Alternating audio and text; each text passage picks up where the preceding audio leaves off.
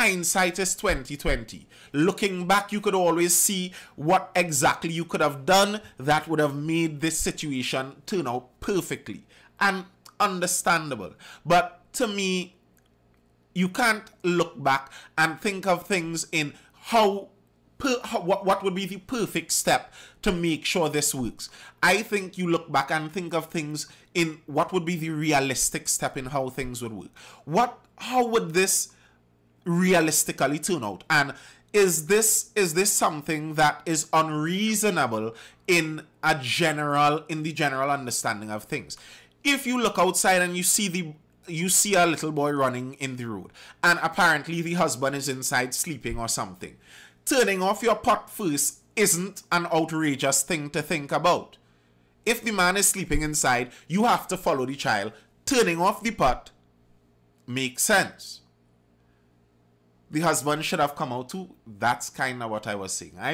To me, and I'm trying my best not to try to put anything so conclusive in it, but to me, as far as all the story goes, that husband probably has the most guilt to feel now. He does not, as far as I can tell. Again, I don't know all the facts, but as far as I can tell, he does not necessarily have any blame to take. But in looking back on it, if you are to feel guilty, and the reality is knowing how many women are and seeing how this situation is, I think all the people that were involved in this would have a lot of guilt to go around. Too much. But he may have some genuine guilt to feel to some extent, because you could have gotten up and probably run out.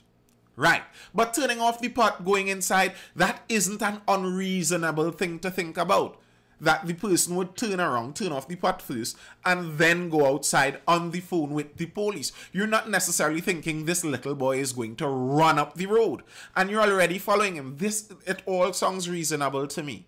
And a toddler who has the mechanics of running good can move swiftly. And to me, that's the next part, even on the mother's side.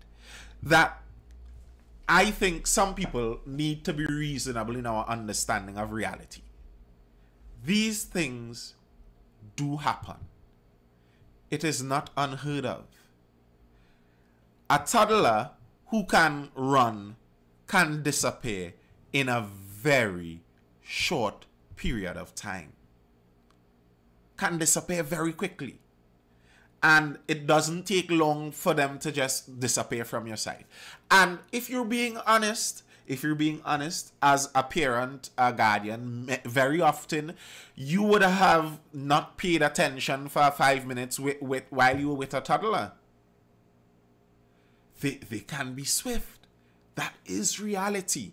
And now, that being reality means that is why we are extra careful with toddlers. That's why such an alarm is raised whenever a toddler goes missing, because we all understand this reality. And that's where the whole community raising the child and all of that comes in. Everyone pays vigilant attention to that.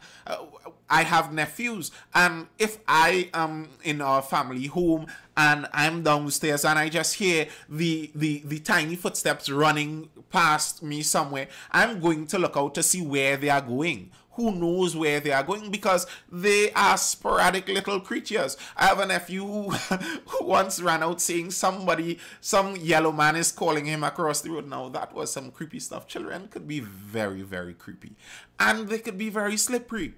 And one little lapse and it can happen. Now, that's exactly why everyone, especially the older people, when you hear them talk, they always warn you about those lapses, and they overwarn because everyone understands this could be the reality. But I think on the flip side, while you do have the warnings and you are supposed to be extra careful, you have to have the understanding that these things happen. And tragedies are not the same as malevolence or cruelty or evil acts. A tragedy is a tragedy.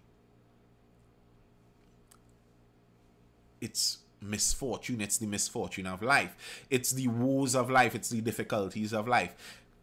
It happens. It's the nature of this world that we reside in. And as much as the human tendency is to want to find someone to blame, oftentimes in tragedy, it's just that, a tragedy. Now, I think when you listen to what a lot of the hunters were saying, you understand that the irony of this, the sad irony of it might be that even in all the shoulda, couldas, and wouldas, maybe after the child left the mother's home, maybe the reality might have been that nothing could have been done by that time. It's the slings and arrows of outrageous fortune. I like that. Where's that from? I like that. Yeah, when you listen to what the way how the story progressed, from the neighbor, the child was running. Apparently, some people cutting grass. Ravi Ramratan from Extreme Hunters said they mobilized as they found out and started searching the rivers in the community. He said 2 men cutting grass in the area also saw the child running in the direction of the bridge, which is why they were combing the river and surrounding areas. So the neighbor, the men cutting grass, they all said that this child was seen running towards that bridge. The hunters from the very beginning were searching for him in the river. And his statement was, we're hopeful that we don't get him in the river. Unfortunately, in the long run, we now know that hope was lost. Ren Gopi Singh, who was in the river searching for Kimani, said they were flooded with calls about the child's disappearance. He said they were told the child loves water, but they were remaining positive that he will be found.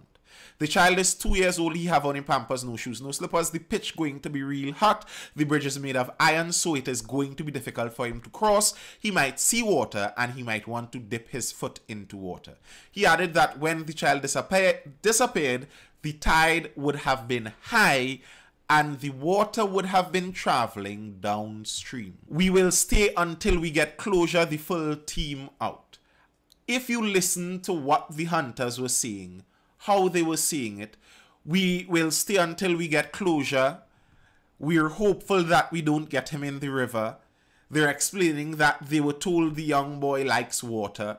The pitch is hot, he would not remain on the road. The bridge is very difficult for a 2-year-old to cross, so it's unlikely he crossed the bridge. The tide was high and the water was faster moving. There are lots of things adding up in one particular direction.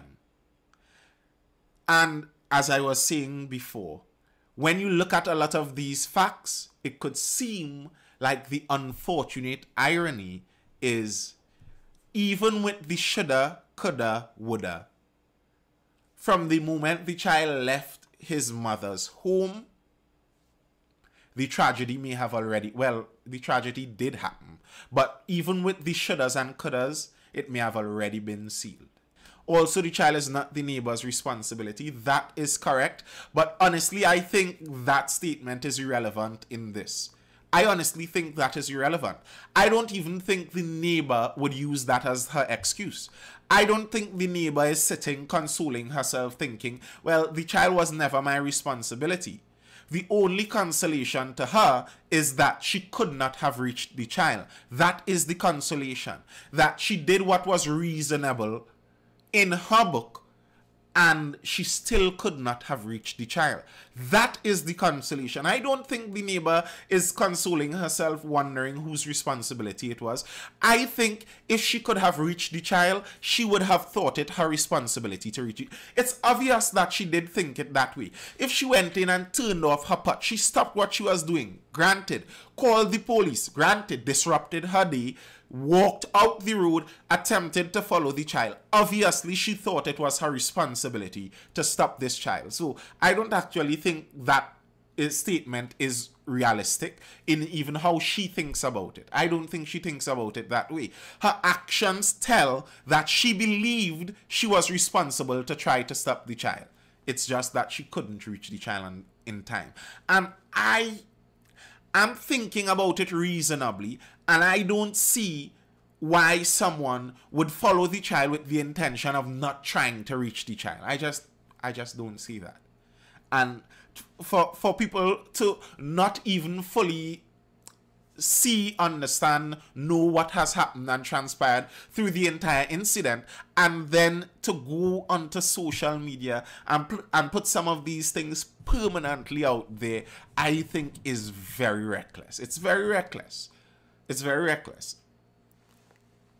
We are good at filling in the blanks. We could see when things add up. We could see certain things seem to line up in a certain direction. Fine. But to just attempt to draw a final conclusion on people who very likely would already be distraught over the situation, I think that is cruel. I think that is very cruel. I really liked puzzles as a little child. You know, those maze puzzles where you have the start and you have a little dead end there and a dead end there, and you have to make your way to the end. I really like them. I like drawing them. That was my favorite doodle at the back of all my books. Some of my books had more doodles than writing. And the thing with a lot of those puzzles, they're easy to cheat when you start from the finish line. If you start from the finish and look backward going through the maze, then it's easy to say, well, yeah, this is how it should have been done, and why didn't you just take the left turn, and why didn't you just, and you could have leave the pot on the fire, and you could have tell your husband turn off the pot, and you could have, and yeah, that is true, but that's not actually how we process things. We process things going forward. We don't know what is going to happen at the end of what we are processing. We are processing it in the moment. All you could judge it on is what is reasonable to a person. And to me, if something sounds reasonable, then how can I draw a negative conclusion on something unless I have evidence to prove that it was not actually reasonable? It's easy to say in hindsight that this and this and this was the perfect thing. To me, this situation, when you look at all this evidence and all the statements coming from so many different people, this situation shows the reality of how many moving parts go into a tragedy like this. How many moving parts go into a tragedy, and why it's so difficult to really try to point one person and say that's who you blame for it. Now, there is responsibility, and there would be who is responsible, and that's a whole other matter. But in terms of blame and blaming someone for it, when you look at so many moving parts in it, the aunt who left the door open, the mother who was distracted on the phone, the neighbor who couldn't get out in time, the husband who wasn't bothered to get up, the people who were cutting grass who couldn't stop cutting grass apparently, the hunters who just didn't reach where they reached in time, or the little boy who probably was just too stubborn and he was told so many times, and by that age he should be listening a little more. You could call blame on anyone you want to in the whole line. There are so many parts of it you just don't know. So to call blame on someone who is surely grieving over that when you don't even have the evidence, I find that just wake up in the morning and you hear the birds cry and you feel the music rising with the tide.